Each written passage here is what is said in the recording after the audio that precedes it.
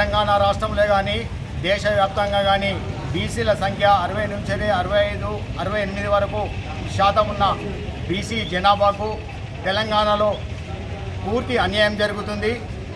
ఈ 42% కాంగ్రెస్ పార్టీ అధికారంలో ఉన్న కాంగ్రెస్ పార్టీ కావచ్చు, ప్రతిపక్షంలో ఉన్న బీజేపీ కావచ్చు, టీఆర్ఎస్ కావచ్చు, వివిధ పార్టీ నాయకులందరూ కూడా ఈ బీసీ వర్గానికి మద్దతు ఇచ్చినందుకు వారికి ప్రత్యేకంగా మేము అభినందనలు తెలియజేస్తున్నాం.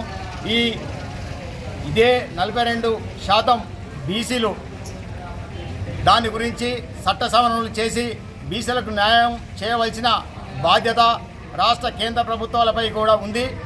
ఉన్నతమైన బాధ్యతలో ఉన్న ఎంపీ ఎమ్మెల్యే మీద కూడా వాళ్ళందరికీ ప్రతి ఒక్కరి మీద ఉన్నది. కాబట్టి బీసీలకు అన్యాయం జరిగినట్లయితే బీసీ ఉద్యమం జేసీ ఆధ్వర్యంలో మరింత ఉద్యమంగా తీర్చిదిద్దవలసిన ఆవశ్యకత ఎంతైనా ఏర్పడుతుంది. కాబట్టి నేను ముఖ్య విషయం ఒకటే, నేను న్యాయస్థానాలు కూడా నేను తెలియపరుస్తున్నాను.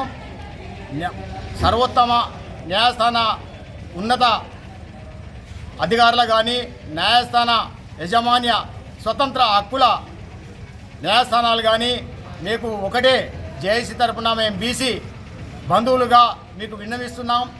ఏదో పిటిషన్లు వేస్తే అత్యవసరంగా స్టేలు ఇచ్చేసి బీసీ వర్గాలను అనగారి విధంగా ఉక్కు పాదంతో తొక్కడం సరైనది కాదు.